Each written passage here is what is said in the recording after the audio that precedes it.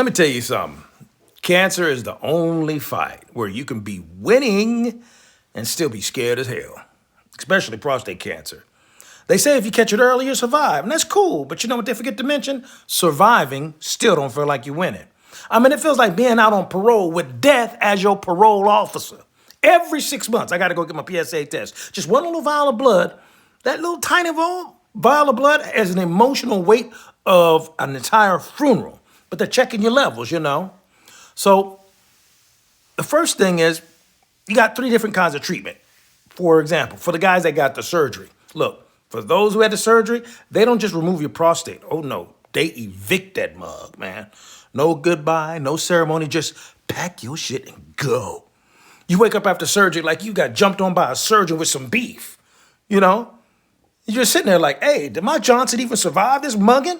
Now, let's talk recovery. Peeing is no longer a function. It's a faith-based initiative.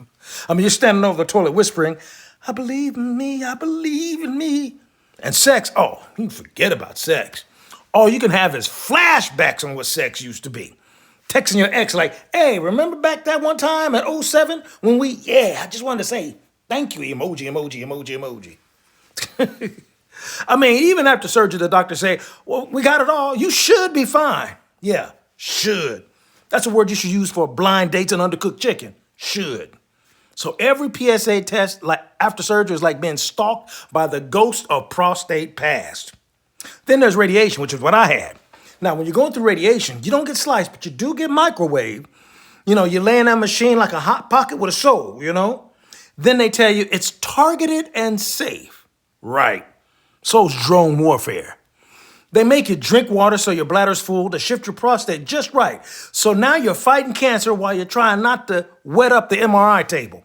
After radiation, you feel tired, and not regular tired. We're talking Black Friday grandmama tired after she's been shopping, you know what I'm saying? And bowel movements, look, after radiation, don't trust farts. Because it has a tough subtext. It has its own agenda. You know what I'm saying? So when it comes to the test, you know, you're waiting for that PSA call, undetectable. And you exhale like a bullet just missed you this time.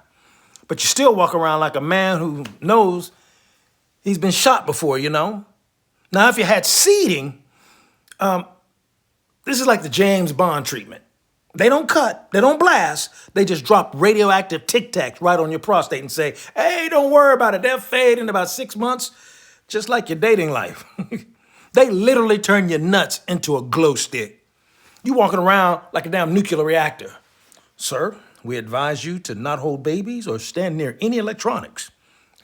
You're not a survivor, you're a radiological hazard with a copay. And sex, you gotta warn people like, hey girl, hold heads up. Now look, if things get hot, I might light up like a Christmas tree.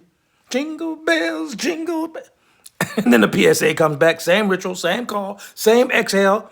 You're grateful, but you never relax.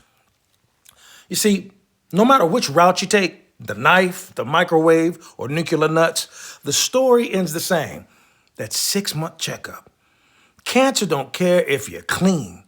It's like a crazy ex you can't get rid of. Just check it in. Are you still happy? That's cute. And you want to get rid of it, but they would never go. So every 6 months, the same drill. Blood test, spiritual panic, PSA comes back clean. Whew.